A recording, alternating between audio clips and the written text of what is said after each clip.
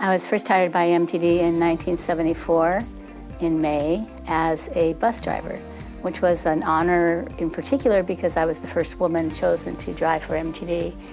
And then over a span of time, besides being a bus driver, I became the scheduler, the manager of marketing, the manager of planning, eventually the manager of operations and risk, and then moving from that to an additional title of assistant general manager, and then got the honor, all the way through this was an honor, then got the honor of being the general manager my last 10 years. I was the 19th driver hired, and so shortly after that, within the summer of that year, we almost doubled in service and, of course, therefore, employees. It was a time when transit was growing so much and the public was really enjoying it and learning the new services, which were complicated because it was twice the service.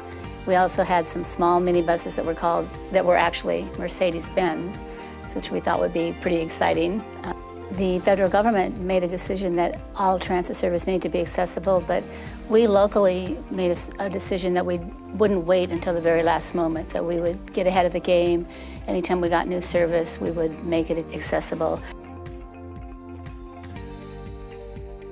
And MTD was one of those agencies which was ahead of the game, obviously, with the fuel path chosen to do electric shuttles back in the 90s.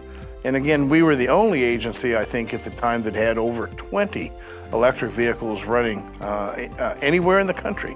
So we were one that not only got in early, but we stayed the course. And staying the course made us a pioneer that basically, if you will, blazed the trail to where we're headed today. Over my time on the board, I have been one which has pushed very hard for the electrification of our entire fleet. And I'm very proud to say that recently the board did enact a policy goal of moving toward full electrification by 2030.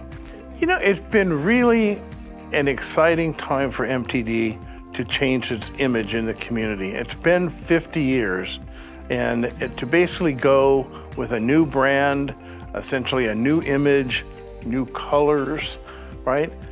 I can see the energy it has brought internally, and I'm really excited to see that roll out on the streets and see if that same energy transforms into the community, and they also get excited with the fact that we're heading into our next 50 years of service to this community. You bet I'm excited. In the next 50 years, I think it's, one of the big challenges will be the zero emission bus goal that we've set. It's not just these systems that we're being asked and technologies to try, it's also the demand for the service. Service out at the UCSB area in Goleta is booming. We're excited about that, and we want to be able to expand services, improve frequencies, and all that's going to have to be done with the infrastructure in place, the manpower and the resources committed to it. So over the next, few decades, 50 years for sure, you're going to see, I think, expansion and potentially even growth out into beyond the service area as a possibility.